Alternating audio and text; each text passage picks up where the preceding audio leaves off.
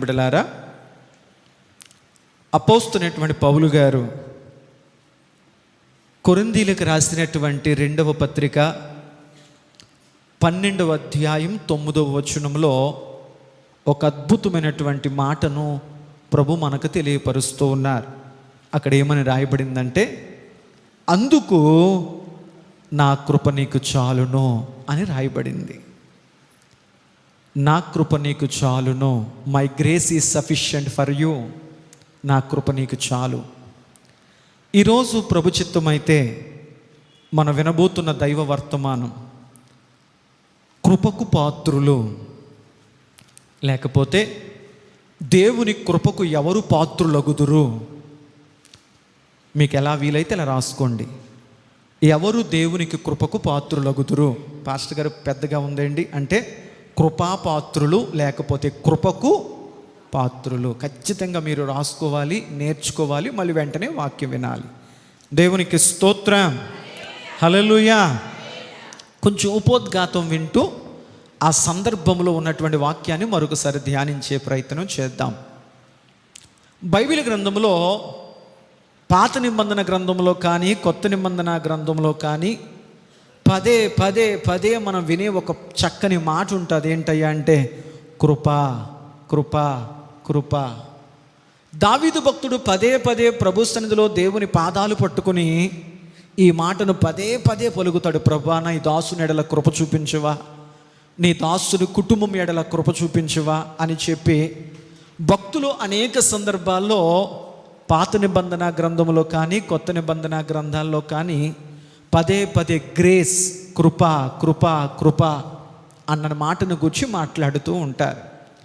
ఇక్కడ రాయబడిన సందర్భాన్ని గురించి మనం ఆలోచించినప్పుడు అపోస్తలుడైనటువంటి పౌలు తన జీవితంలో ఎదుర్కొన్న ఒక చక్కని దైవ వాక్కును గురించి మాట చెబుతూ, అయ్యా, దేవుని సన్నిధిలో నేను మోకరించి ప్రార్థన చేసినప్పుడు, దేవా, నా అవసరతలో నా అక్కరతల్లో నీకు మొరపెడుతున్నాను, నాకు సహాయం చేయవా అని పౌలు గారు దేవునికి ప్రార్థన చేసినప్పుడు దేవుడు అతడు చేసినటువంటి మొరకు, విజ్ఞాపనకు, విన్నపానికి సమాధానంగా దేవుడిచ్చిన బదులేంటయ్యా అంటే, పౌలా, నాకు నీ కృప చాలును. దేవునికి స్తోత్రం.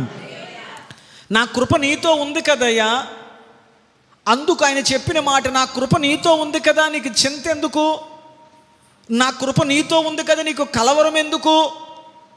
నా కృపత నీతో ఉంది కదా, నువ్వెందుకు ఆవేదన చెందుతున్నావు? నా కృప నీకుంది కదా అని దేవుని వాక్కు పౌలు గారికి అందింది. దేవునికి స్తోత్రం. పౌలు గారితో అంటాను, అయ్యా పౌలు గారు, అంతగా దేవుడు నా కృప నీకుంది, ఎందుకయ్యా కలవరపడుతున్నావు అని చెప్పేంతగా అసలు మీరు దేవుణ్ణి ఏమడిగారు అని అడిగితే, ఏం లేదండి, సౌలుగా బ్రతుకుతున్న నా జీవితాన్ని ప్రభు తన ఉచితమైన కృప ద్వారా తన స్వరాన్ని, తన స్పర్శను దేవుడు నాకు అనుగ్రహించి తన వెలుగును నాకు చూపించి సౌలును పౌలుగా మార్చాడు. మార్చబడిన వ్యక్తిగా నా జీవితం కొనసాగుతున్నప్పుడు ఆయన అద్భుతమైన పరిచర్యలో ఒక బలమైన సాధనంగా, పాత్రగా దేవుడు నన్ను వాడుకుంటున్న దినాలు. ఆ దినాలలో నేను దేవుని నామం పేరట ప్రార్థన చేస్తున్నప్పుడు దెయ్యాలు పారిపోతున్నాయి, వ్యాధులు పోతూ ఉన్నాయి. అయ్యా, పౌలు గారు వస్తున్నారంట అని తెలిసి అనేకులు నేను నడుస్తున్న దారి పక్కన వ్యాధిగ్రస్తులను కూర్చోబెడుతున్నప్పుడు నా నీడపడి వ్యాధులు తగ్గిపోతున్నాయి, నా నీడపడి చచ్చినోళ్ళు లెగిసి కూర్చుంటున్నారు. దేవుడు అంతటి అభిషేకపు శక్తి నాకు అనుగ్రహించారు. అంత మాత్రమే కాకుండా నాకు నడుము యొక్క నా నడుముకున్నటువంటి వస్త్రము నా చేతి యొక్క నడికట్లు తగిలినప్పుడు ఆటోమేటిక్గా వ్యాధుగ్రస్తులు కూడా స్వస్థ పొందుతున్నారు. ఆ వాక్యం అడ్డు పెట్టుకొని పౌలు గారి నడికట్లు కాబట్టి కచీపులు అమ్మేస్తున్నారు అనుకోండి, బయట వ్యాపారాలు చేస్తున్నారు. అయితే ఇదిగో అన్ని అద్భుతాలు నా ద్వారా ప్రభు జరిగించారు, అన్ని మహత్కార్యాలు దేవుడు నా ద్వారా జరిగించాడు. నా చేతి గుడ్డల వల్ల, నా నడుమునకు కట్టుకున్నటువంటి వస్త్రము ద్వారా, నా నీడ ద్వారా, నా మాట ద్వారా, నా స్పర్శ ద్వారా చచ్చిపోయినటువంటి ఐతుక్కనేవాడు లేవనెత్తబడ్డాడు. యేసు క్రీస్తు నామములో నడుమని చెప్పి బలహీన పాదములు కలిగిన వాడిని లుస్త్రాలో నేను అడిగినప్పుడు ప్రభు పక్షమున వాడు లేచి నిలబడగలిగాడు. ఇలాంటి అద్భుతమైన మహత్కార్యాలు ఎన్నెన్నో నా పరిచర్య జీవితంలో దేవుడు అడుగడుగున తన శక్తిని, తన ప్రభావమును, తన జాడల సారాన్ని దేవుడు నాకు చూపించుచూనే ఉన్నాడు. ఇలాంటి నా జీవితంలో ఎంతోమందిని ప్రభునామం పేరిట స్వస్థపరిచి, ఎంతోమంది జీవితాలు అద్భుతాలు నింపి, ఎంతోమంది జీవితంలో చేదైన అనుభవాలను ప్రభునామం పేరిట మధురముగా మార్చిన నా జీవితంలో కూడా ఒక గాయం ఉంది, ఒక ముళ్ళు ఉంది, ఒక వేదన ఉంది. ఈ వేదన, ఈ ముళ్ళు నన్ను పదే పదే పదే పదే గుర్చుతూ ఉంది. నేను దేవుని సన్నిధిలో మోకరించి ఏమని అడిగానంటే, ప్రభువా, నేను నీ నామం పేరిట ప్రార్థిస్తున్నప్పుడు అనేకుల ముళ్ళు విరిగిపోతున్నాయి, అనేకుల గాయాలు స్వస్థపడుతున్నాయి, అనేకుల జీవితాలు ఒక నూతనమైన ఆశీర్వాదకర ఆరోగ్యకర అనుభవాలు కూడా వెళుతున్నాయి. ఎంతమందిని నీ నామం పేరిట ప్రార్థన ద్వారా స్వస్థపరుస్తున్న నాకు ఈ ముళ్ళు ఎందుకు ఉంది? ఆ ముళ్ళు కొరకు నేను ఎన్నోసార్లు ప్రార్థన చేసుకుంటున్నాను, కానీ ఆ ముళ్ళు నాలో నుంచి ఎందుకు పోవట్లేదు ప్రభువా? దయచేసి ఈ ముళ్ళు నాలోంచి తీసేవా? ఎలాగుందంటే, ఆయన ప్రార్థన చేస్తుంటే చచ్చినోళ్ళు బతుకుతున్నారు, ఆయన ప్రార్థన చేస్తుంటే అద్భుతాలు జరుగుతున్నాయి, ఆయన నీడ పడుతుంటే చచ్చినోళ్ళు బతుకుతున్నారు, ఆయన వస్త్రాలు తగులుతుంటే ఎంతటి రోగమైనా విడుదల పొందుతుంది. కానీ ఆయనలో ఒక ముళ్ళు ఉందంట. ఆ ముళ్ళు కొరకు ఆయన ఎంత ప్రార్థన చేసుకుంటున్నా ఆ ముళ్ళు అయితే ఆయనలోంచి పోవడము. ఏంటి ముళ్ళు అని అడిగితే, కొంతమంది బైబిల్ పండితులు అంటారు, పౌలు గారికి తీవ్రమైన కడుపు నొప్పితో బాధపడేవాడంట. ఆయన కడుపు జబ్బు, కడుపు నొప్పి, ఈ తీవ్రమైనటువంటి కడుపు నొప్పి చేత ఆయన పదే పదే పదే భరించలేనంత వేదన అనుభవించేవాడంట. ప్రభువా, ఇంత పరిచర్య చేస్తున్నాను కదా, ఇంతమందిని నామం పేట స్వస్థపరుస్తున్నాను కదా, ఈ ముళ్ళు నాలోంచి తీసేవా, ఈ అనారోగ్యం నాలోంచి తీసేవా అని ఎన్నిసార్లు దేవుని సన్నిధిలో ప్రార్థన చేసినా ఆయనకి స్వస్థత అయితే మాత్రం అద్భుతాలు చేసే వ్యక్తికే అద్భుతం జరగలేదు. బైబిల్ని ఎంత చక్కగా ఆలోచన చేయాలో. లోకంలో ఒక నానుడి ఉంది, ఊర్లో వాళ్ళందరికీ బట్టలు కొడతాడంట, అలా కొడుక్కి బట్టలు ఉండవంట. అర్థమైంది అనుకుంటున్నాను. ఊర్లో అందరికీ వైద్యం చేస్తాడంట డాక్టర్ గారు, కానీ తనకు అనారోగ్యం వస్తే మాత్రం తనకు తాను మాట్లాడాలి. వైద్యము నాకు అనిపిస్తుంది, యేసు ప్రభువారు 5 రొట్టెలు 2 చేపలను ఆకాశం వైపు కొనులెత్తి వాటిని ఆశీర్వదించినప్పుడు ఆ 5 రొట్టెలు 2 చేపల చేత 5,000 మంది కంటే విస్తారమైన ప్రజలు తృప్తిగా ఆహారం తిన్నారు. అనేక వేల మందికి ఆకలి తీర్చిన యేసు ప్రభువారు ఒకరోజు ప్రయాణం చేస్తూ నాకు ఆకలిగా ఉంది అని చెప్పి ఆయన ఆకలి తీర్చుకోవడానికి ఒక అంజురపు చెట్టులో ఎంత వెతికినా ఆయనకి తినడానికి ఆహారం దొరకలేదు.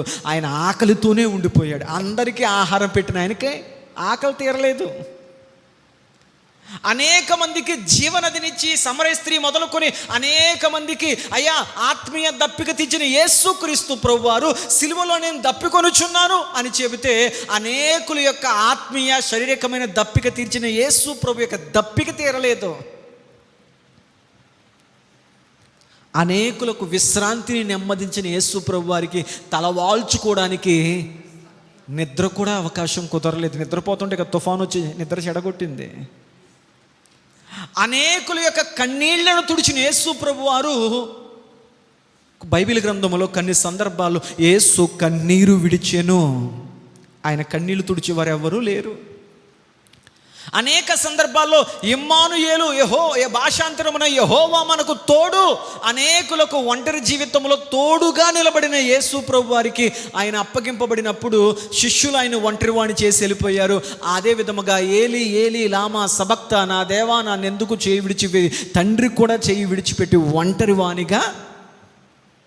మీకు అర్థమైంది అనుకుంటున్నాను. అనేకులకు తోడుగా నిలబడిన వాడు యేసయ్య ఒకరోజు ఒంటరివాడైపోయారు. అనేకులకు ఆకలి తీర్చిన ఆయన ఒకరోజు ఆకలితో ఉండిపోవాల్సి వచ్చింది. అనేకులకు విశ్రాంతినిచ్చిన ఆయనకు నిద్ర దొరకలేదు. అనేకులకు దప్పిక తీర్చిన ఆయనకి ఒకానొక దినాన దప్పిక ఇలా చెప్పుకుంటూ వెళ్ళిపోతే, పౌలు భక్తుడు అన్నమాట కరెక్టే ప్రభా, నేను ప్రార్థన చేస్తున్నప్పుడు అనేక మందికి అద్భుతాలు, స్వస్థతలు యేసు నామములో అని నీ నామం పెట్ట ప్రార్థన చేస్తుంటే ఏవేవో అద్భుతాలు జరిగిపోతున్నాయి. ఇదిగో మాకు ఇది జరిగిపోయిందండి, మాకు ఇది జరిగిపోయిందని చెప్పి అందరూ అద్భుతమైన సాక్ష్యాలు చెప్తుంటే నాకు అనిపిస్తుంది, నేనే కదా అందరికీ ప్రార్థన చేస్తున్నాను, నేను ప్రార్థన చేయగా వాళ్ళందరికీ జరుగుతుంది కదా, ఇప్పుడు నా కొరకు నేను ప్రార్థన చేసుకుంటాను అని ప్రార్థన ఎంత చేస్తున్నా ఆ ముళ్ళు మాత్రం నాకు ఏమాత్రమో లొంగడం లేదయ్యా. ఆ గాయము నన్ను ఇంకా వేదన గురి చేస్తుంది ప్రభా, దయచేసి ఈ ముళ్ళు నాలోంచి తీసేవా. దేవునికి స్తోత్రం. పేతురు గారికి ఒక వార్త అందింది. అయ్యా, దైవభక్తి కలిగిన ఒక సహోదరి దోర్క చనిపోయింది. ఆమె ఎంతో మంచి విశ్వాసి. ఆమె బ్రతుకుండగా చక్కగా ఎంతో చక్కటి చేతి పనులు చేసేది, ఇదిగో చక్కని అంగీలు కుట్టించేది. మందిరములో దైవజనుడికి, సంఘానికి, పరిచర్యకు అవసరముకు ప్రతి వస్త్రాలు ఆమె అంగీలుగా చక్కగా అలంకరణ ప్రాయమైన వస్త్రాలు ఆమె కుట్టేది. అంత దైవభక్తి కలిగినటువంటి స్త్రీ ఉన్నటువంటి కాయలు పడి చచ్చిపోయింది. అయ్యా మీరు రండి అయ్యా ప్రార్థన చేయడానికి అన్నారు. అప్పటికి ఆమె చనిపోయింది, మరణం చేత బంధింపబడింది. ఆమె పార్థివ దేహాన్ని కడిగి మందిరంలో పెట్టారు మేడపైన. పేతురు గారికి ఈ వార్త అందింది. వెంటనే ఆమె ఉన్న గదిలోకి వెళ్ళి మోకరించి ప్రార్థన చేశారు పేతురు గారు. మరణము చేత బంధింపబడిన దోర్క అనే సహోదరి కొరకు ప్రార్థించినప్పుడు దేవుడు పేతురు గారి ప్రార్థన విని మరణ బంధకములో ఉన్న ఆవిని బ్రతికించి కిందకి తీసుకొచ్చాడు. దేవునికి స్తోత్రం. మరణ బంధకాల నుంచి విడిపించబడ్డాడు పేతురు ప్రార్థించినప్పుడు. కానీ అర్థం కాని విషయం ఏంటంటే, అదే పేతురు గారిని చెరసాల్లో బంధిస్తే ఆయన విడిపించుకోలేకపోయాడు. సంఘం ప్రార్థిస్తే కానీ బయటికి రాలే. విశ్వాసులకు తండ్రి అబ్రహాము గారు. విశ్వాసం ఉన్న ప్రతి వాడు, ఇదిగో మా విశ్వాసులకు తండ్రి ఎవరో తెలుసా, మాకు నానెవరో తెలుసా, మాకు అబ్రహాము గారు విశ్వాసులకు తండ్రి. ఈ భూమి మీద ఉన్నటువంటి సార్వత్రిక సంఘములో ఉన్న ప్రతి విశ్వాసులకు తండ్రి అబ్రహాం గారు అని చెప్పుకునేవారు. అర్థం కాదు ఏంట్రయ్యా అంటే, ఆయనకు 100వ సంవత్సరం దాకా పిల్లలు పుట్టలేదు, సొంత తండ్రి అవ్వలేదు. వాక్యం ఎంత సునిశ్చితంగా అర్థం చేసుకుంటే మన జీవితంలో జరిగే కొన్ని విషయాలు మనకు పెద్ద బాధ అనిపించవు. ఎందుకంటే గొప్ప భక్తుల విషయాల్లోనే అర్థం కాని అనుభవాలు కలిగాయి. కొన్నిసార్లు అనిపిస్తుంది, నా జీవితం నాకు అర్థం కావట్లేదండి. వెరీ గుడ్, నీ జీవితం నీకు అర్థం కావట్లేదంటే నువ్వు దేవుని ప్రణాళికలో ఉన్నావు కాబట్టి నీకేం అర్థం కావట్లే. లేదు పాస్టర్ గారు, నేను ఎలాగైతే ప్లాన్ చేసుకున్నానో, నేను ఎలాగైతే ఊహించుకున్నానో, నేను ఎలాగైతే డిజైన్ చేసుకున్నానో నా జీవితం అనుకున్నట్లుగానే వెళుతుందంటే నీ జీవితం నీ చేతిలో ఉంది కానీ దేవుని చేతిలో లేదు. హల్లెలూయా. ఏం అర్థం కావట్లే. ఇప్పుడు నా చేతిలో పెట్టుకొని నేను దాచిపెట్టి నా చేతిలో ఏముందో తెలుసా అన్నాను. నీ కోసం నేను ఒకటి దాచిపెట్టాను, నా చేతిలో ఏముందో నీకు తెలుసా అంటే, నువ్వు నా కోసమే దాచిపెట్టినా, అది నాకు ఇవ్వడానికే దాచిపెట్టినా, నీ చేతిలో ఏముందో నాకు తెలియదు కాబట్టి నాకేం అర్థం కావట్లేదండి, నాకేం అసలు అవగాహన రావట్లేదండి, నాకు అంత అయోమయంగా ఉందండి. ఎస్, కొన్ని సందర్భాలు మన జీవితం అనిపిస్తుంది, నా జీవితం ఎలాగెళ్తుందో, నా బ్రతుకు ఎలాగెళ్తుందో, నా జీవితం ఏంటో, నా రాత ఏంటో, నా భవిష్యత్తు ఏంటో, ఎందుకు బతుకుతున్నానో, ఎందుకు తింటున్నానో, ఎందుకు రోజులు గడుపుతున్నానో నాకేమీ అర్థం కావట్లేదు. ఎందుకు అర్థం కావట్లేదు అంటే, నువ్వు దేవుని చేతిలో నీ భవిష్యత్తు ఉంది కాబట్టి నీకు ఏది ఒకరోజు వస్తుంది, అప్పుడు ఆయన నీ మీద తన గుప్పులు విప్పుతాడు. ఆమేన్, హల్లెలూయా. ఏం విప్పుతాడంట? అర్థం కాకుండా అయోమయ పరిస్థితిలో ప్రభువా నువ్వు తగిన సమయమందు, తగిన కాలమందు నా జీవితంలో ఎప్పుడేం చేస్తావు, నీ చిత్తం అని నిరీక్షణతో నువ్వు వెళుతున్న ఒకానొక దినాన ఆయన నీ మీద తన చేతిని, తన గుప్పిలు విప్పినప్పుడు ఆ గుప్పిలలో ఏదైతే నీ కొరకు దాచిపెట్టాడో అది నీ జీవితం మీదకు కురవడం మొదలు పెడుతుంది. అప్పుడు అంటామంటే చాలు ప్రభా పట్టజాలని విస్తార సమృద్ధి. అప్పుడు అంటే ఇక చాలు. ప్రభు అంటాడు, లేదు నా కుమారుడా, నీ నిరీక్షణకు, నీ ఓర్పుకు నాకు ఇంకా ఇవ్వాలని ఆశ ఉంది. దేవునికి స్తోత్రం, హల్లెలూయా. ఈ మాట చెప్పినే ముందుకు వెళుతున్నాను. అయ్యా, నా జీవితం ఏంటో, నా భవిష్యత్తు ఏంటో, నా రాత ఏంటో, నా గమ్యం ఏంటో, రేపేంటో నాకేం అర్థం కావట్లేదండి అని అంటే గుర్తెట్టుకో. అర్థం కావట్లేదు అంటే వాక్యాన్ని బట్టి దైవజనుడిగా చెప్తున్నాను, నీ జీవితం, నీ రాత, నీ భవిష్యత్తు దేవుని చేతిలో ఉంది కనుక అది మరుగు చేయబడింది దేవుడు గుప్పిలిప్పేంత వరకు. లేదండి, నాకు అంత అర్థమైపోతుందండి, నేను అనుకున్నట్లుగానే, నేను కోరుకున్నట్లుగా, నేను ప్లాన్ చేసుకున్నట్లుగా జరుగుతుందంటే అంత నీ ప్లాన్ ప్రకారం వెళ్తుంది, దేవుని ప్రణాళిక ఏమి. కాబట్టి మీరు వ్యక్తిగతంగా స్వపరీక్ష చేసుకోండి, మీరు ఎదుర్కొంటున్న అనుభవాలు ఏ అనుభవాలు కూడా వెళుతున్నారో. దేవునికి స్తోత్రం. పౌలు గారికి అర్థం కాలేదంట, ప్రభువా ఈ గాయం ఏంటయ్యా, ఈ నొప్పి ఏంటయ్యా, ఈ ముళ్ళు ఏంటయ్యా. నా పక్కన వాళ్ళు అంటున్నారు, అదేంటండి మీరు సరిగ్గా ప్రార్థన చేసుకుంటే మీకోసం ఇంతమందికి ప్రార్థన చేసి అద్భుతాలు జరుగుతుంటే మీకు తగ్గకపోవడం ఏంటండి, వింతగా ఉంది అని మోకరించి, ప్రభువా ఈ ముళ్ళు నాలోంచి తీసేవా అని అడిగితే పౌలు గారు ఊహించని సమాధానం దేవుడు చెప్పాడు. తీస్తానని తీనని చెప్పలేదు. అన్నాడు, పౌలా ఆ ముళ్ళు కూడా నీకెందుకు, ఆ గాయం కూడా నీకెందుకు, ఆ నొప్పి కూడా నీకెందుకు, అది అలా ఉండని, అలా ఉండని, అలా ఉండడం నా చిత్తం, అది అలా ఉండని అని చెప్పి, నా కృప నీకుంది కదా, నా కృప మీద దృష్టి పెట్టు, నా కృప మీద నీ ఆలోచన పెట్టు. ఏమి తిందుమా, ఏమి త్రాగుదుమా, ఏమి ధరించుదామని చెప్పి దేని గురించి చింతించకండి. మీరు వెతకాల్సింది ఏంటయ్యా అంటే, మీరు ఆలోచించాల్సింది ఏంటయ్యా అంటే, నా నీతిని, నా రాజ్యాన్ని వెతకండి. ఇవి అలా వదిలేయండి. దేవునికి స్తోత్రం. మనం చేయాల్సింది మనం చేస్తే దేవుడు చేయాల్సింది, కొన్ని సందర్భాలు మనం చేయాల్సింది మనం చేయగానే దేవుడు ఏం చేయాలో దేవుడికి చెప్పేస్తాం. అలా చేయి ప్రభువా, ఇలా చేయి ప్రభువా, అలా ఉండు ప్రభు, ఇలా చేయించు ప్రభు. ప్రభు అంటాడు, లేదమ్మా నేనేం చేయాలో నాకు ప్రణాళిక ఉంది, నువ్వు చేయాల్సింది దాన్ని నువ్వు సరిగా చెయ్యి. దేవునికి స్తోత్రం. హల్లెలూయా. ప్రభు చెప్పాడు, అందుకు నా కృప నీకు చాలును. ఈ మాట నేను చదివినప్పుడు ఎంత ఉపోద్ఘాతమే. ఈ మాట నేను చదివినప్పుడు, ప్రభువా నీ కృప, నా కృప నీకు చాలు, my grace is sufficient for you అన్నావు కదా. నాకు అర్థం కాదు ఏంటంటే, నీ కృపకు అందరూ పాత్రులేనా, లేకపోతే నీ కృపకు కొందరే పాత్రులా అని అడిగినప్పుడు, అందుకే టైటిల్ అది పెట్టాను, కృపా పాత్రులు, కృపకు పాత్రులు. అందరూ పాత్రులా, కొందరు పాత్రులా అని ఆలోచించినప్పుడు నాకు రెండు ఆలోచనలు వచ్చాయి. కృప రెండు రకాలు. ఒకటి సాధారణ కృప, రెండవది ప్రత్యేకమైన కృప. సాధారణ కృప అంటే దేవుడు తన కృప చేత ప్రతి మానవుడికి నీటిని ఇస్తున్నాడు, గాలిని ఇస్తున్నాడు, ఆహారాన్ని ఇస్తున్నాడు, వర్షాన్ని ఇస్తున్నాడు, వస్త్రాన్ని ఇస్తున్నాడు. ప్రతి వ్యక్తికి దేవుడు అవసరమగు సమస్త వనరులను తన కృప చేత, అందుకే బైబిల్ అంటుకుందా, నీతిమంతుల మీదను అనీతిమంతుల మీదను ఆయన వర్షము కురిపిస్తూ ఉన్నాడు. నీతిమంతులకు అనీతిమంతులకు ఆయన పంటను అనుగ్రహిస్తూ, ఆహారం అనుగ్రహిస్తున్నాడు. ప్రసంగి అంటాడు కదా, ఆయన నీతిమంతుల మీద అనీతిమంతుల మీద తన కృపను కనపరుస్తూనే ఉన్నాడు. ఇది సాధారణమైన సెపరేట్ అండి. ఇవి కొన్ని మనం ప్రార్థించినా ప్రార్థించకపోయినా అవన్నీ జరుగుతాయి. ప్రభువా ఈ రాత్రి నేను పడుకుంటున్నాను, నువ్వు కృప చూపించి రేపొద్దున్న సూర్యుని రప్పించు ప్రభువా, లేదా మనం వడక్కపోయినా వస్తుంది. ఇవన్నీ సాధారణమైన కృపే.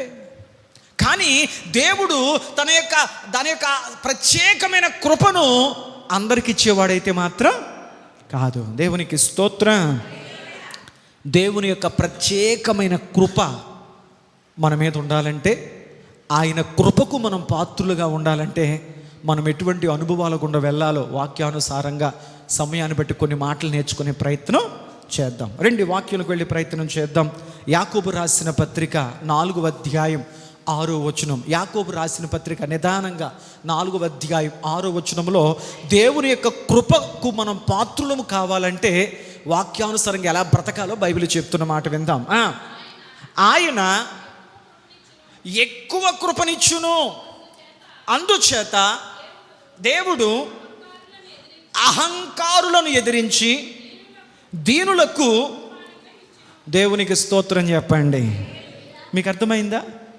దేవుడు అహంకారులను ఎదిరించి దీనుల మీద తన కృపనిస్తాడంట. దేవునికి స్తోత్రం. ఈ మాట నేను చదివాను. దేవా నువ్వు ఎవరికి నీ కృపనిస్తావు, ఎవరికి నీ కృపనివ్వో? సమాధానం ఆ వచనంలో ఉంది. ఎవరికి కృప ఇవ్వడంట? అహంకారులకు కృప ఇవ్వడంట. అహంకారులను దేవుడు ఎదిరిస్తాడంట. మరి ఎవరికి కృపనిస్తావు? దీనులకు కృపనిస్తావు. అహంకారులకు నీ కృప ఇవ్వు, అహంకారులను నువ్వు ఎదిరిస్తావు. రెండవది, దీనులకు నీ కృపను ఇస్తావు. దేవునికి స్తోత్రం.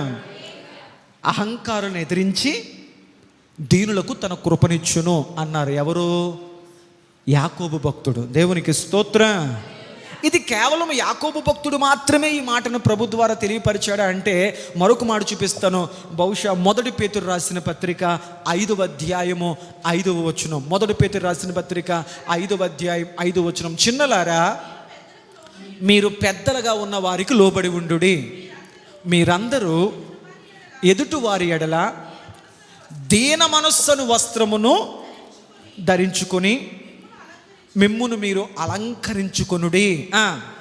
అమ్మా, దేవుడు అహంకారులను ఎదిరించి దీనులకు తన కృపను అనుగ్రహించును. దేవునికి స్తోత్రం. ఇప్పుడు జాగ్రత్తగా మీరు పరిశీలనగా వాక్యం చదివే వ్యక్తులైతే, యాకోబు భక్తుని ద్వారా దేవుని వాక్యం ఏదైతే మాట్లాడిందో పేతురు భక్తుడి ద్వారా అక్షరాల అదే మాట ప్రభు తెలియపరిచారు. ఏంటి? దేవుడు అహంకారులను ఎదిరించును. ఇదే మాట పేతురు గారు చెప్పారు, యాకోబు భక్తుడు చెప్పాడు. దేవుడు అహంకారులను ఎదురిస్తాడు అంటే తన కృపను వారికి ఇవ్వడం. రెండవది, ఎవరికి కృపనిస్తాడయ్యా అంటే యాకోబు గారి భక్తుడి ద్వారా, పేతురు భక్తుడి ద్వారా ప్రభు చెప్పాడు, దీనులకు తన కృపనిచ్చును. దేవునికి స్తోత్ర. ఇదే మన వాక్యం. దేవుని కృపకు ఎవరు పాత్రులేండి? దేవుని కృపకు ప్రతి మానవుడు పాత్రుడే. కానీ దేవుడిచ్చే ప్రత్యేకమైన స్పెషల్ గ్రేస్, ఆ ప్రత్యేక కృప ఎవరికి ఉంటుందయ్యా అంటే దీనులకు మాత్రమే తన కృపను ప్రవేశిస్తాడు. అహంకారులకు దేవుడు తన కృపను ఇవ్వడు. దేవునికి స్తోత్రం. హల్లెలూయా. దీనులంటే ఎవరు? దీనత్వం అంటే ఏంటి అనే మాట చెప్పడానికి ముందు ఈ నెగిటివ్ మాట్లాడేద్దాం. నెగిటివ్ అంటే ఏంటి? అహంకారులు. పాస్టర్ గారు, అహంకారులు అంటే ఎవరండి? అహంభావం కలిగిన వారు. అహం అంటే ఏంటండి? అహం అంటే నేను, నేను, నేను, నాది, నా ఇష్టం, నా డబ్బు, నా బ్రతుకు, నా ఉద్యోగం, నా వ్యాపారం, నా జీవితం అని అహంభావంతో బ్రతికేవాడు. దేవునికి స్తోత్రం చెప్పండి. హల్లెలూయా, హల్లెలూయా. ఎవరిలో అయితే అహంకారం ఉంటుందో వాడు నేను అన్న అహంభావంతో బ్రతుకుతాడు. ఎవరైతే అహంకారులుగా బ్రతుకుతాడో వాడి కళ్ళకు ప్రతి వాడు ఎలా కనబడతాడంటే అసలు నాతో మాట్లాడడానికి, నా ముందు కూర్చోవడానికి, నాతో కలిసి భోంచేయడానికి అసలు నాతో నువ్వు సరిపోతావా, నాకంటూ నువ్వు ఎంత తక్కువ వాడివి, ఎంత చిన్నవాడివి, ఎంత చులకని వాడివి అని చెప్పి ప్రతి వాడిని, తన పక్కనున్న ప్రతి వాడిని చులకనగా చూస్తాడు. ఎవరో? అహంకారం కలిగిన వాడు. తనను తాను గొప్పవాడిగా హెచ్చించుకుంటాడు. తన ముందున్న ప్రతి వాడిని నీ జీవితం ఎంత, నీ బతుకెంత, నీ రాత ఎంత, నీ స్థితి ఎంత, నీ పరిస్థితి ఎంత, అసలు నాతో నీ బతుకెంత అని చెప్పి ఎదుటివాడిని ఎప్పుడు కూడా చులకనగా చూస్తాడు. అహంకారం గలవాడు. నా జీవితం, నా బ్రతుకు, నా ఉద్యోగం, నా వ్యాపారం, నా సంపాదన, నాకున్న పరిస్థితులు అని చెప్పి తన అహంభావాన్ని బట్టి గర్వపడుతూ ఉంటాడు. కనుక అట్టి అహంకారులను మీకు వివరించిన అర్థమైపోయింది. అహంకారం అంటే ఏంటి? నాకేంటి మంచి ఉద్యోగం ఉంది, నాకేంటి మంచి వ్యాపారం ఉంది, నాకేంటి బోళ్ళంత వెనకాల ఉంది, నాకేంటి నా చదువు ఉంది, నాకేంటి నా జ్ఞానం ఉంది, నేను ఎవరికి తల ఉంచాల్సిన అవసరం, నేను నేను నేను నేను అని చెప్పి తన తన తన తన యొక్క ఆలోచన కోల్పోతూ తన కళ్ళు తల మీదకి ఎక్కి, అహంకారం అంటే కళ్ళు ఉండాల్సిన చోట్ల ఉండకుండా అంటారు కదా, అందుకే ఒరే వాడికి తల మీదకి ఎక్కేసిరా కళ్ళు, ఏం కనపడతలేదు అంటారు కదా. అటువంటి అహంభావం కలిగిన వారిని, ఎదుటి వారిని తక్కువ వారిగా, నీచంగా చూసే వారిని బైబిల్ అంటుంది అహంకారులు. అట్టి అహంకారులను దేవుడు ఎదిరిస్తాడు. దేవునికి స్తోత్రం. హల్లెలూయా. మన జీవితాల్లోకి ఎంత ఎదుగుతున్నా ఒదుగడం నేర్చుకోవాలి.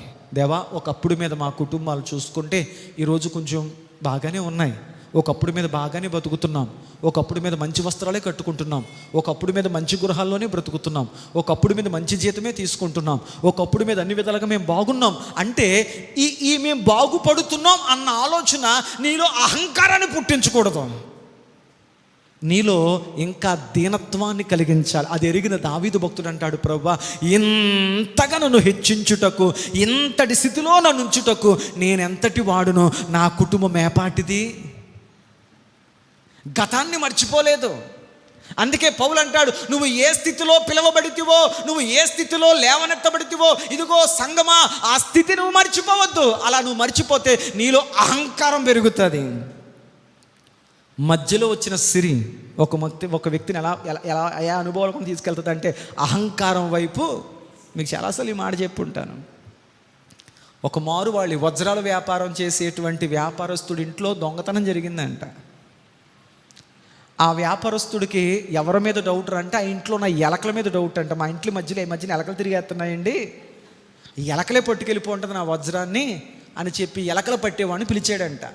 ఇంటి నిండి ఎలకలు అని చెప్పేసి అతడు ఎలకలు ఉన్నటువంటి ఆ స్టోర్ రూమ్ గదిలోకి వెళ్ళాడంట. వినండి, వెళ్ళి ఇలా లోపలికి వెళ్ళి విత్తిన ఒక 5 నిమిషాల్లో ఒక ఎలకను పట్టుకొచ్చి దాన్ని పొట్ట కోసేసి వజ్రాన్ని తీసి, ఇది కూడా మీ వజ్రం అన్నాడంట.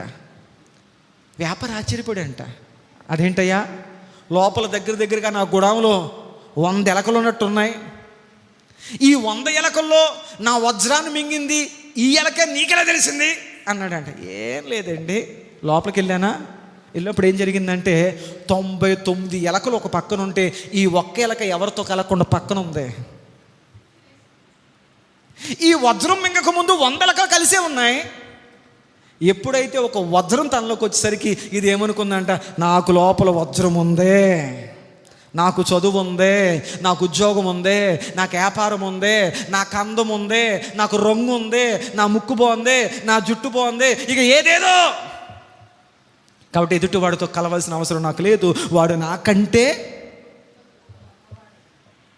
అహంకారం. దాని అహంకారమే దాన్ని పట్టించింది, దాని అహంకారమే దొరికిపోయేలా చేసింది, ఆ అహంకారమే దాని చావుకు.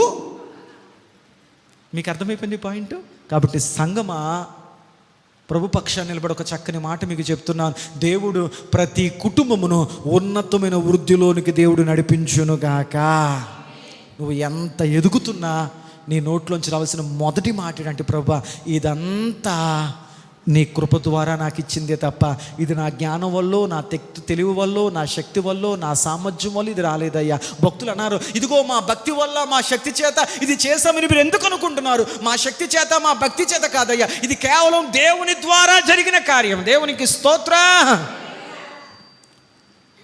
వంట బాగా వండారనుకో, కూర టేస్ట్ బాగా వచ్చిందనుకో, ఏమనాలి? మీరు మాట్లాడాలి. నేను ఉండబట్టి నా చేతిలో ఏముందంట, నా చేతిలో ఆ సారం ఉంది. అదే నీ చేతి వేసావనుకో అంతా పులిపే, పిండి పులిసిపోద్ది, కూర పాడైపోద్ది, లేకపోతే మజ్జి కూడా పులిసిపోద్ది. నీ చెయ్య పులుపు చెయ్య, నా చెయ్య అబ్బా ఇంకా పొగుడుకోవడానికి దారి దొరుకుతా దారిలో పొడి. నా ఎదురు మంచిది, నా చెయ్యి మంచిది. అహంకారులను దేవుడు ఎదిరించును. అలాంటివేం లేవు. ప్రార్థన చేసే ప్రతి పని దేవుని సహాయం దొరుకుతుంది. ఒకవేళ నువ్వు ఏదైనా వండిందో, నువ్వు చేసిందో పని కలిసి వస్తే వెంటనే చెప్పు, ప్రభువా నీ కొందనాలు, కూర రుచి రావడానికి నా చేతితో ఎంత మోతాదులో వేస్తే ఆ కూర రుచి వస్తుందో అంత మోతాదులో నువ్వు వేయించినందుకు వందనాలు. నువ్వు ప్రతిదీ దేవుని ద్వారా జరిగింది అని అనుకున్నప్పుడు నీలో అహంకారం పెరగదు, నీ కళ్ళు నెత్తి మీదకి ఎక్కవు, నేనేంటి అన్న భావనతో ఉండవు. అలా కళ్ళు నెత్తికి ఎక్కిన వాళ్ళు చాలామంది నాశనం అయిపోయారు. సౌలు స్థిరపడిన తర్వాత ఒకప్పుడు గాడిదలు కాసుకునేవాడు, రాజు అయ్యాడు. స్థిరపడేదాకా దేవుడు మాట్లాడు, ప్రభువా గాడిదలు కాసుకుని నేను ఎక్కడ ప్రభువా, రాజుని చేసేసావు, 12 గోత్రాలకు నన్ను నిలబెట్టేసావు రాజుగా ప్రభువా అన్నాడు. కొద్ది కాలం స్థిరపడిన తర్వాత అతనిలో అహంకారం పెరిగి దేవుని మాట వినటం మానేశాడు. తత్ఫలితంగా తన కత్తి మీద తాను పడి చచ్చాడు. సంసోను తన బలాన్ని చూసి అతిశయపడ్డాడు. తన బలాన్ని చూసి అతడు అహంకారం చూపించుకున్నాడు. తత్ఫలితంగా 2 కళ్ళు పీకించేసుకున్నాడు, చచ్చిపోయాడు. లూసిఫర్ తన అందాన్ని చూసి, తేజో నక్షత్రమా, వేకువ చుక్క, నువ్వు ఎలా నీ హృదయంలో అతిశయపడితివి, ఎలా నీ హృదయంలో అహంకారముతో గర్వముతో ఉంటివి. లూసిఫర్ ఇంకా చెప్పుకుంటూ వెళ్ళిపోతే మనందరికీ బాగా తెలిసిన వాడు ఎవడయ్యా అంటే 2 దినవృత్తాంతం 26:16 ప్రకారం, 2 దినవృత్తాంతాల గ్రంథం 26:16 ప్రకారం ఏమన్నాడంటే, అతడు స్థిరపడిన మీదట హృదయమందు గర్వించి చెడిపోయి నశించిపోయాడు రాజు అయినటువంటి ఉజ్జియా. అతడు స్థిరపడనంత వరకు కూడా దేవుడా దేవుడా దేవుడా దేవుడా దేవుడా అన్నాడు. ఎప్పుడైతే అన్ని రీతిలుగా అతడు స్థిరపడిపోయాడు, ద వెల్ సెటిల్డ్, అతనికి ఏ లోటు లేదు, అన్నీ సమకూర్చేసుకున్న తర్వాత హృదయంలోకి గర్వం వచ్చేసిందంట. ఇదంతా నాదే అన్నాడంట. ద గ్రేట్ అలెగ్జాండర్ భూభాగం చాలా వరకు జయించేశాడు.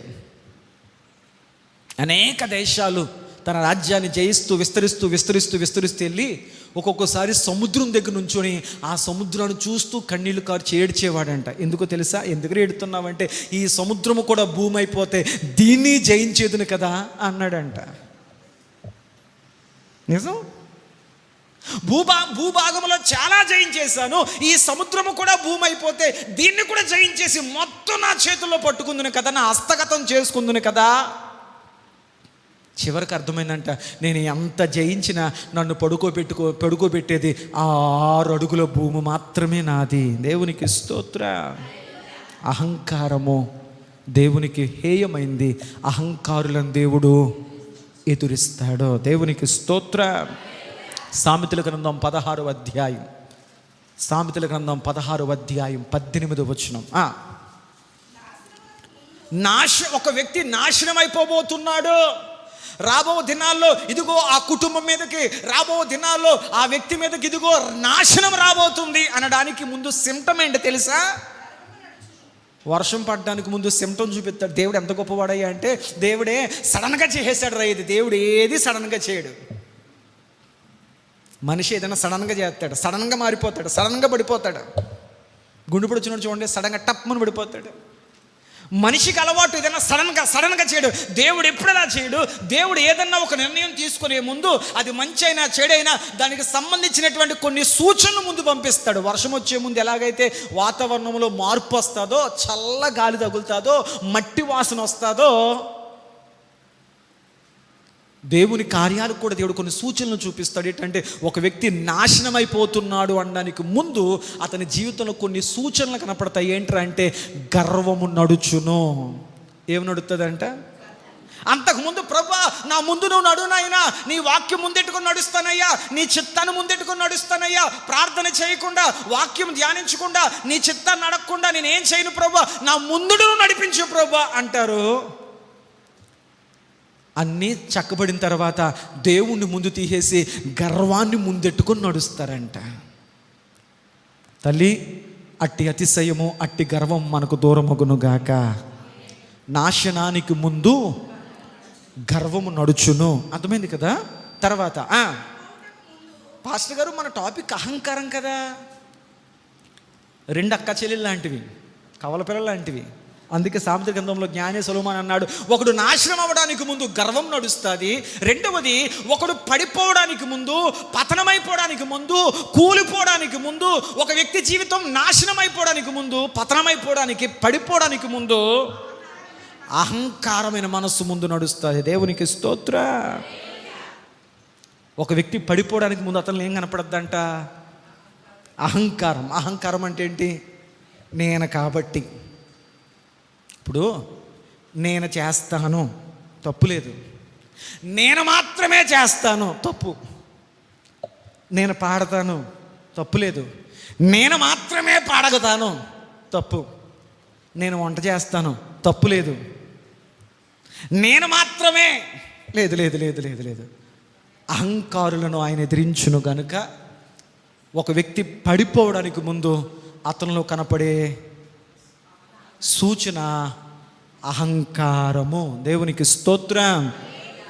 బైబిల్ చక్కగా చెప్తున్న మాట ఏంటంటే, ఒక వ్యక్తి తన భక్తి జీవితంలో, తన ఆత్మీయ జీవితంలో పడిపోతున్నాడు అనడానికి సూచన, ఆత్మీయ పతనానికి సూచన అహంకారము. కాబట్టి ఒక వ్యక్తి ఆత్మీయ జీవితంలో పడిపోతున్నాడు, ప్రార్థనా జీవితంలో పడిపోతున్నాడు, విశ్వాస జీవితంలో పడిపోతున్నాడు, దేవునితో సహవాసములో పడిపోతున్నాడు అనడానికి, ఆత్మీయ పతనానికి సూచన ఏంటి అంటే అతనిలో కనపడేది అహంకారము, అహంభావము. నేను మాత్రమే వాక్యం చెప్పగలుగుతాను, నేను మాత్రమే పాటలు పాడగలుగుతాను, నేను మాత్రమే అద్భుతాలు చేయగలుగుతాను, నాది మాత్రమే కరెక్ట్. లేదు లేదు లేదు, అందులో అహంకారం కనపడుతుంది.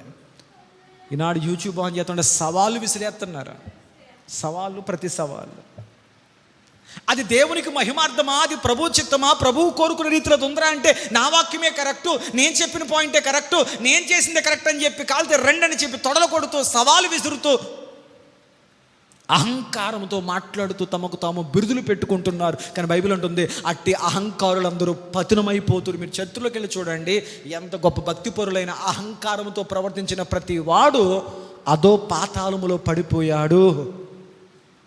ఒకప్పుడు గొప్పగా వెలిగారండి. ఈరోజు ఇందాక చదువుకున్న కీర్తన భాగంలో భక్తిహీనుడు ఎంత వర్ధిల్లినట్లు కనపడినను, ఎంత విస్తరించినట్లు కనపడినను వాడు వెతికి చూడగా వాడు కనపడకపోవును. కొద్ది కాలమే నీ అహంకారమే లోకములో ఒక బలమైన వస్తువు ఏంటంటే ఇనుము, ఖనిజం ఇనుము. ఇనుమునంట నువ్వేం చేసిన దాన్ని నాశనం చేయలేవంట. వంచగలుగుతావు బాగా కాల్చి, కానీ ఇనుమును నాశనం చేయలేవంట. కానీ ఇనుమును నాశనం చేసేది ఏంటి అంటే ఆ ఇనుముకు పట్టిన తుప్పే ఆ ఇనుమును పొడి చేసేద్దంట. తెలుసా? ఇనుము తుప్పట్టేసింది అనుకో, ఇనుముని జస్ట్ ఇలా పట్టుకుని ఇలా అంటే చాలు, ఇనుము ఏమైపోద్ది? పొడైపోద్ది. ఇనుమును ఎవరు నాశనం చేయవలసిన లేదండి. ఆ ఇనుమును పట్టిన తుప్పే ఆ ఇనుమును ఎలాగైతే నాశనం చేసిందో, నీ మనసుకు పట్టిన అహంకారము, నీ మనసుకు పడుతున్న గర్వము, నీ తలకు పడుతున్నటువంటి ఆ స్థితే,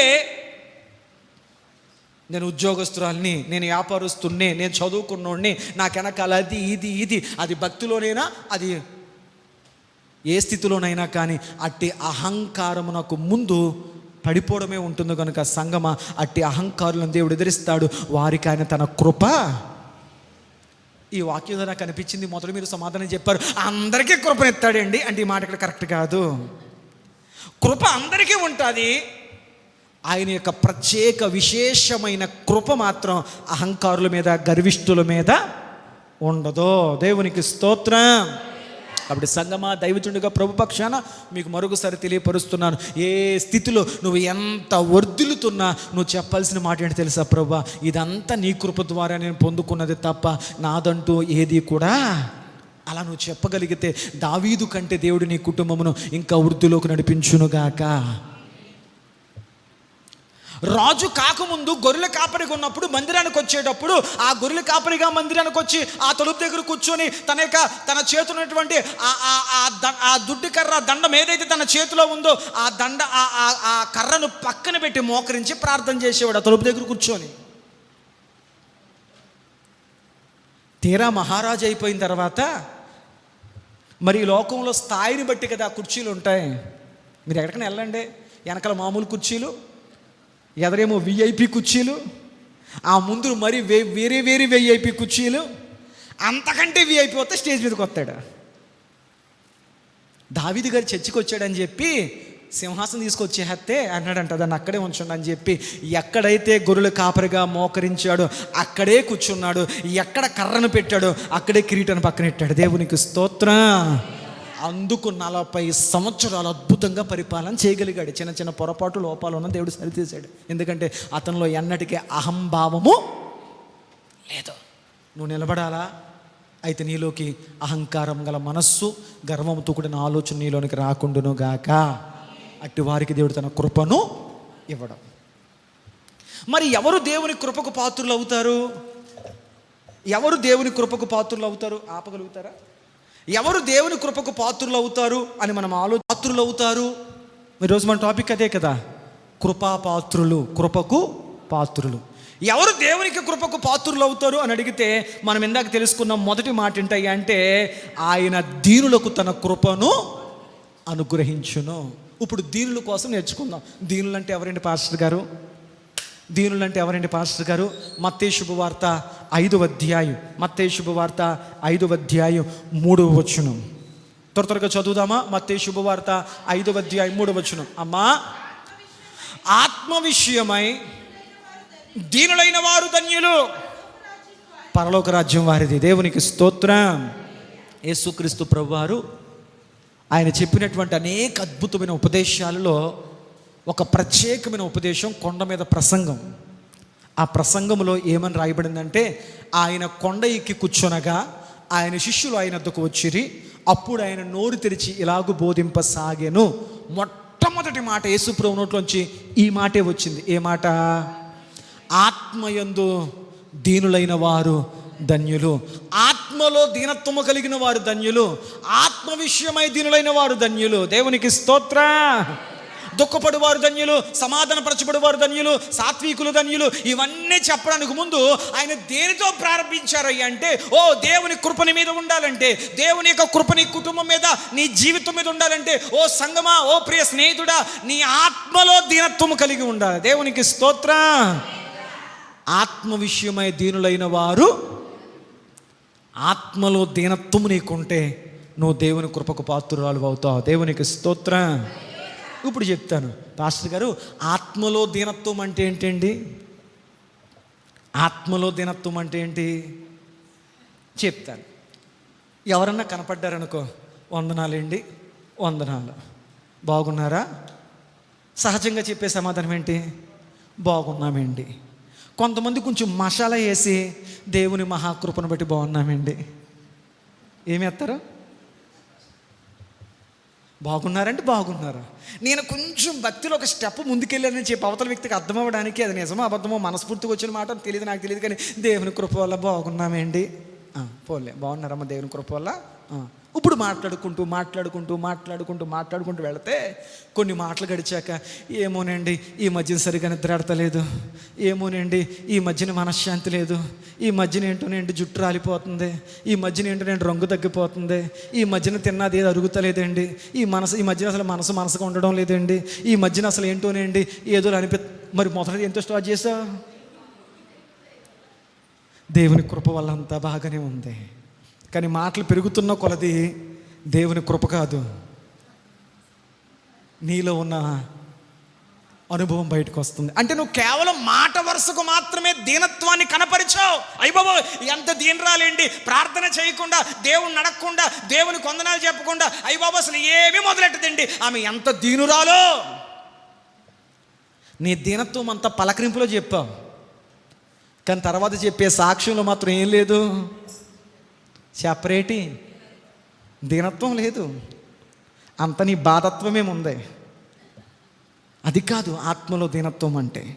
ఒక వ్యక్తి ఆత్మీయంగా ఎదుగుతున్న కొలది అతనిలో దీనత్వం పెరిగిపోద్ది. నా మాటలు మీకు అర్థమవుతున్నాయా? ఒక వ్యక్తి ఆత్మీయంగా ఎదుగుతున్నాడు, ఆత్మీయంగా బలపడుతున్నాడు అంటారు, ఒకే ఒక సూచన ఏంటి అంటే అతడు దీనుడిగా మారిపోతాడు. అందుకే ప్రభు అన్నాడు, నేను దీనుడను, సాత్వికుడును, దీనుడును గనుక నీ భారం నా మీద మోపండి. ప్రభువే చెప్పాడు, ఆయన దీనుడంట. దేవునికి స్తోత్రం. మాకు అర్థమేలా చెప్పండి పాస్టర్ గారు. చెప్తాను. అపోస్తులైనటువంటి పౌలు తన పత్రికలు రాస్తున్న ప్రారంభ దినాల్లో, బహుశా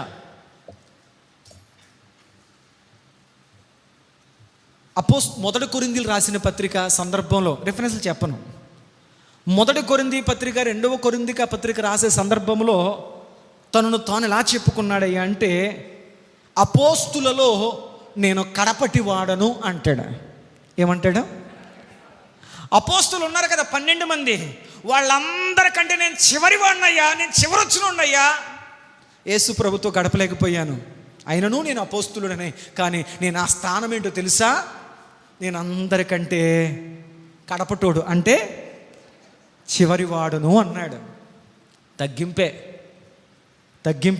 ఎవరితో పోల్చుకున్నాడు? అందరికంటే నేను పెద్దోడిని అనలేదు. ఆ అపోస్తులకు ఉన్నటువంటి యేసు ప్రభు శిష్యులందరికంటే నేను అపోస్తులుడినే, అంటే ప్రత్యేకింపబడిన వాడినే, ఎన్నిక చేయబడిన వాడినే, ప్రతిష్ఠింపబడిన వాడినే, కానీ అపోస్తులందరికంటే నేను కడపటి చివరి వాడను అన్నాడు. కొరింథీయులకు రాసిన పత్రికల్లో ఆ మాట చెప్తాడు. ఇంకా కొంచెం ప్రభులో పరిచయంలో కొనసాగుతూ ఎఫీసీయులకు రాసిన పత్రిక వచ్చేసరికి ఇప్పుడు అపోస్తులను అనలేదు, నేను పరిశుద్ధులందరిలో అత్యల్పుడును అన్నాడు. అపోస్తుల స్థాయి నుంచి ఎక్కడ దిగాడు? పరిశుద్ధులందరిలో నేను అత్యల్పుడును అన్నాడు. తర్వాత ఇంకా తన ఆత్మీయ జీవితంలో బలపడుతూ ముందుకు సాగుతూ తన ఆత్మీయ కుమారుడైన తిమోతికి రాసిన పత్రికలో అన్నాడు. ఏమన్నాడే అంటే, నేను పాపులలో ప్రధాన పాపిని అన్నాడు. మీకు అర్థమైందా 3 స్టేట్మెంట్లు? కొరింథీ పత్రికలేనేమో, మీరు ఎప్పుడైనా ఈ మాటలు చదవండి, మీకు తగులుతాయి ఈ మాటలు. కొరింథీ పత్రికలో నేను అపోస్తులలో అందరికంటే కడపటి వాడిని, చివరోడిని, వాళ్ళందరితో పోల్చుకుని పెద్ద గొప్పే కాదు, అందరికంటే చివరి వాడిని అన్నాడు. అబ్బాయి అంత తగ్గింపయ్యా. రోజులు గడిచే కొలది ఎఫెసీయులకు రాసిన పత్రిక వచ్చేసరికి పరిశుద్ధులందరిలో నేను అత్యల్పుడును, నేను పరిశుద్ధుణ్ణే కానీ అందరికంటే చివరోణ్ణి, అల్పుడును అన్నాడు. కానీ తిమోతి దగ్గరికి వచ్చేసరికి, అయ్యా నీ స్టాండర్డ్ ఏంటి? అదే అపోస్తులుడువా? ఏ స్టాండర్డ్ మీద ఉన్నావు? అదే పరిశుద్ధుడు అంటే, లేదయ్యా పాపులలో ప్రధాన పాపిని అన్నాడు. ఏమర్థమైంది? అతని ఆత్మీయత బలపడుతున్న కొలది, అతడు ఆత్మీయతలో ఎదుగుతున్న కొలది, అతని ఆత్మ దేవుల్లో బలపడుతున్న కొలది అతడు తన యొక్క గుర్తింపును ఏ స్థాయికి తగ్గించుకున్నాడు? ప్రారంభంలో పాస్టర్ గారు రిటైర్మెంట్కి వచ్చేసరికి పాస్టర్ గారు రెవరెండు, బిషప్పు, ఆర్చ్ బిషప్పు, డాక్టరు, ఆ తర్వాత ఇంకా నీకేమైనా ఉంటే అవన్నీ వచ్చేస్తాయి. మనుషుడు ఒక్కొక్క మెట్టు ఎత్తుకుంటే నేను పాస్టర్ గారిని పిల్ల, నేను కొంతమందిని ఎక్కడ వాక్య నేను ప్రసంగాలు పిలిచే ముందు అయ్యగారు అని పిలిచిన తర్వాత, అయ్యా మీ ముందు ఏం రాయమంటారండి, మీ డిజగ్నేషన్ ఏం రాయమంటారండి అంటే, తమ్ముడు రెవరెండ్ అని రాయి. అయ్యా నేను రాయను, నేను పాస్టర్ గారిని రాస్తాను, మీకు ఇష్టమైతే రండి. తప్పదు అనిపిస్తే, ఆయన వాక్యం సంఘానికి అవసరం అనిపిస్తే తప్ప మ్యాక్సిమం రాయడానికి ఇష్టపడినా. అదన్నా ఒక్కసారి అవకాశం, ఆయన వాక్యం మీకు వినిపించాలన్న ఉద్దేశమే తప్ప ఇంతకుమించి. అందుకే ఎవరిని పొగడను కూడా. దేవునికి స్తోత్రం, హల్లెలూయా. ఈనాటి భక్తులు సంవత్సరం బిరుదులు మార్చుకుంటూ వెళ్ళిపోయారు. కానీ ఆనాటి భక్తులు చెప్పరేంటి, దిగుతూ వెళ్ళిపోయారు. భక్త్ సింగ్ గారు, సాధు సుందర్ సింగ్ గారు, ఇలాంటి గొప్ప భక్తులు, ప్రార్థనాపరులు కనీసం దైవజనులు అని మాత్రం కూడా పిలిపించుకునేవారు కాదంట, వాళ్ళు బ్రదర్ అని పిలిపించుకునేవారంట.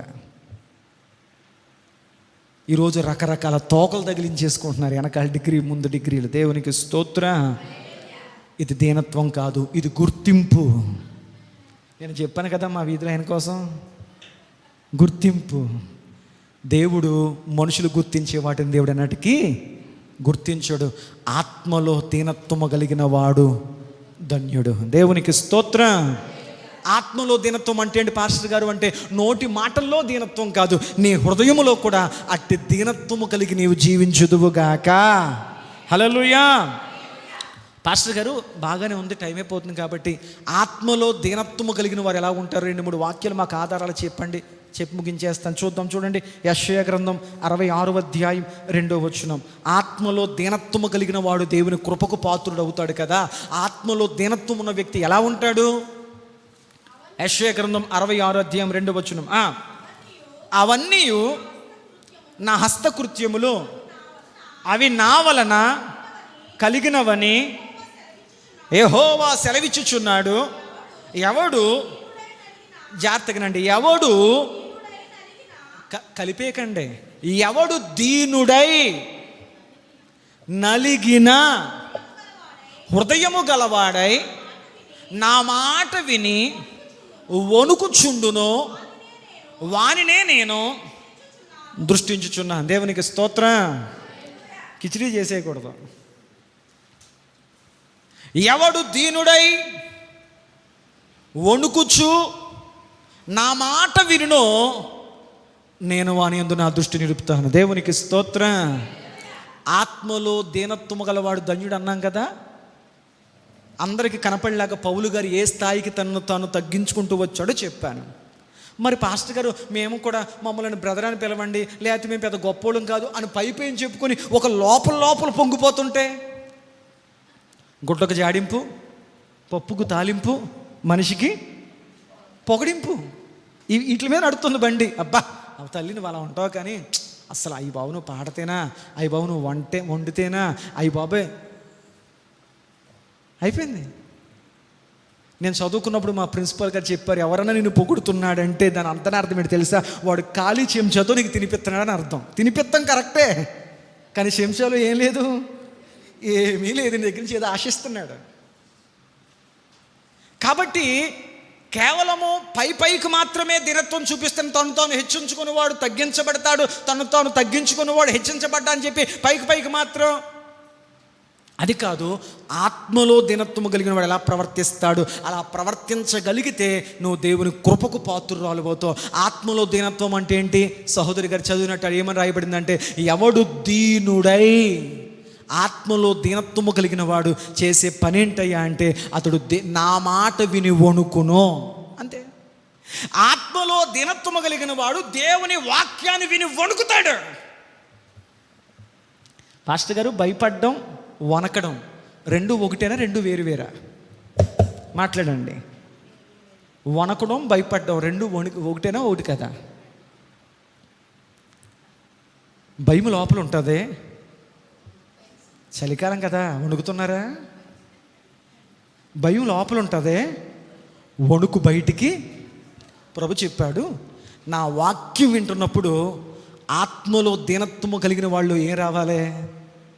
అందుకే కదా చాలామంది ఎలా వణుకుతూ ప్రభు యామ ఎందుకు అడుగుతున్నావు? స్తోత్రం హల్లెలూయా ప్రభు ఎందుకు అడుగుతున్నావు?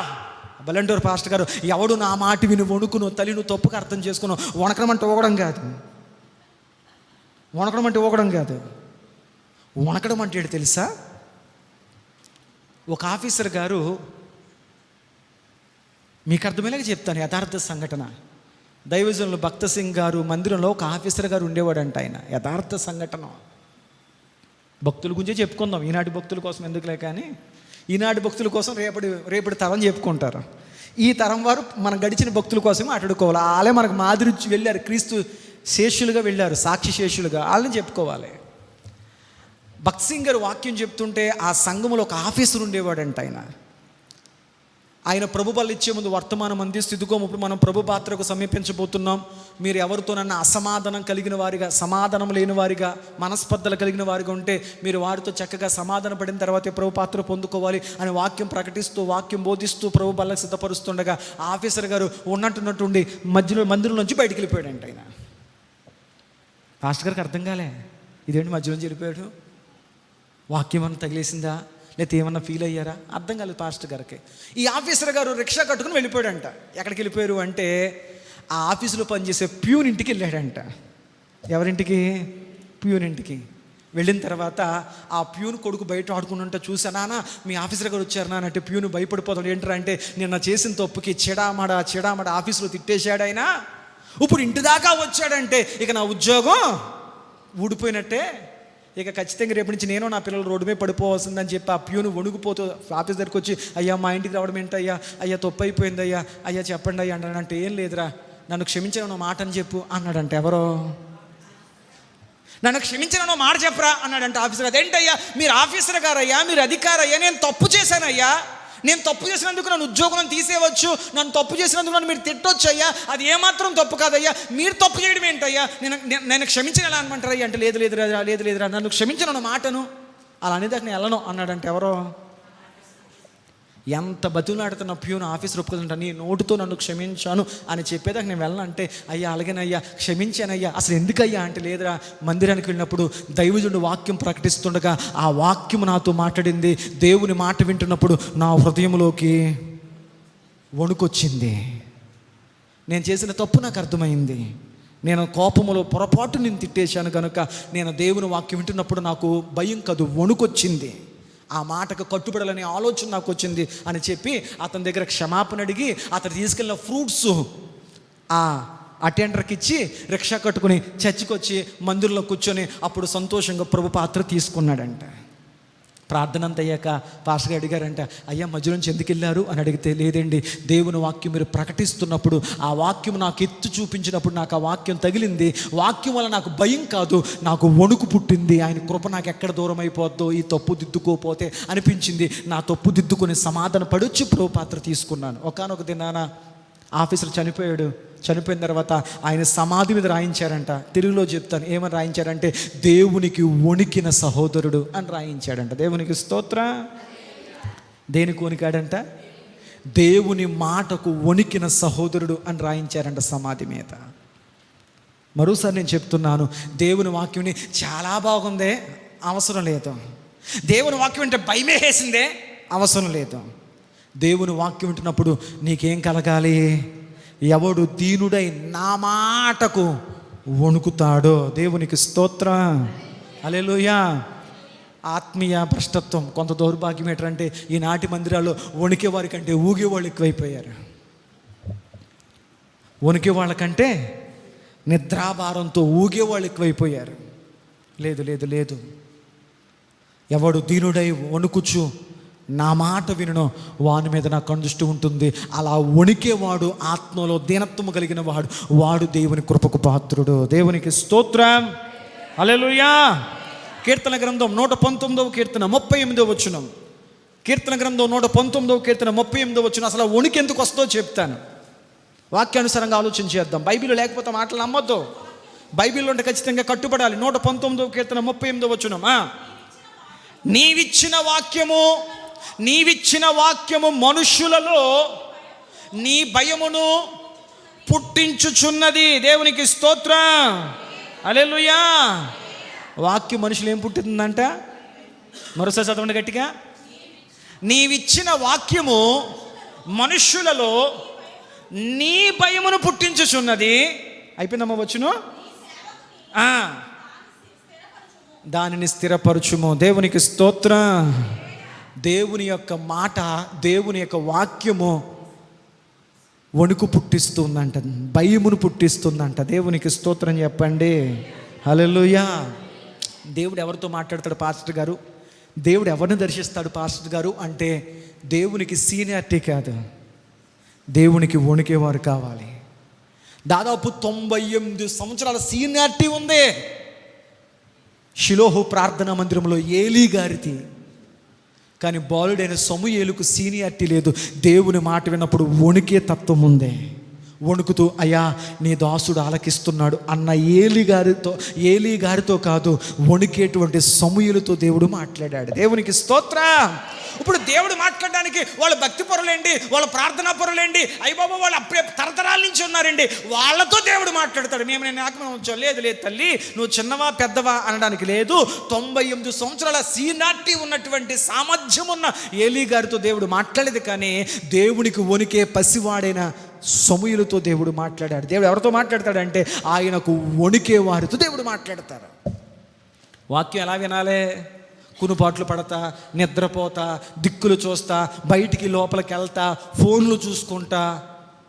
నీకు వణికే తత్వం లేదు కనుక నువ్వు నమ్మినా నమ్మకపోయినా దేవుని కృపకు నువ్వు పాత్రురాలు కాలేవు. ఆ కృప నీకు దూరం అయ్యే ప్రమాదం ఉందే. చర్చికి రావచ్చు, అందరి మీద ఉండే కృప నీ మీద ఉంటుంది. కానీ ప్రభు యొక్క ప్రత్యేక కృప మాత్రం నీ ఆత్మకు ఎన్నటికీ సారం కోల్పోతావు. ఇది గ్రహించగలగాలి. దేవునికి స్తోత్రం. హల్లెలూయా. సమయం అయిపోయింది. మొచ్చుకి ఇంకొక మాట లేకపోతే 2 చూపించి ముందుకు వెళ్ళిపోయి ప్రయత్నం చేస్తాను. హెబ్రీలకు రాసిన పత్రిక 12వ అధ్యాయం 14-15 వచనాలు. హెబ్రీలకు రాసిన పత్రిక 12వ అధ్యాయం 14-15 వచనాలు. అందరితో సమాధానముగా పరిశుద్ధతయు కలిగి ఉండుటకు ప్రయత్నించుడి. పరిశుద్ధత లేకుండా ఎవడును ప్రభువును చూడడు. మీలో ఎవడైనను దేవుని కృపను దేవుని కృపను పొందకుండా తప్పిపోవునేమో అనియు చేదైన వేరు చాలమ్మా, చాలు, టైం అయిపోతుంది కదా. దేవుని కృప నీవు పొందకుండా ఉండడానికి నీలో ఏదైనా చేదైన ఒక వేరు మొలుస్తుందేమని భయపడుతున్నాడు అంటే పౌలు. దేవునికి స్తోత్ర. దేవుని కృప పొందకుండా నిన్ను పాడు చేసేది తెలుసా? నీలో మొలిచే ఒక చేదైన వేరు, ఒక చేదైన ఆలోచన, ఒక చేదైన మాట, ఒక చేదైన స్వభావము, ఒక చేదైన వేరు. నీకు అర్థమైందా? అర్థమైందా? అందరూ వాక్యంలో పడితే ఆ వాక్యానికి వంక పెట్టి వాళ్ళు ఉంటారు, ఆ వాక్యాన్ని తప్పు పట్టి వాళ్ళు ఉంటారు, ఆ వాక్యానికి పెడద్దాలు చేసే వాళ్ళు ఉంటారు. నా కోసమే కదా. చేదైన వేరు నీలో మొలిచినడలా ఆ చేదైన వేరు నిన్ను దేవుని కృపకు నిన్ను దూరపరుస్తుందేమో గనుక నువ్వు అందరి ఎడల సమాధానముతో ఉండు, పవిత్రత కలిగి ఉండు. దేవునికి పరిశుద్ధత, పవిత్రత రెండూ కావాలి కనుక నువ్వు సమాధానముతో బ్రతకాలి. దేవునికి స్తోత్రం. నేను ముగించేస్తున్నాను, టైం అయిపోయింది. కొంతమంది భక్తి బాక్సులు భక్తి, సౌండ్ బాక్సులు భక్తి. సౌండ్ బాక్సులు భక్తి ఏంటంటే,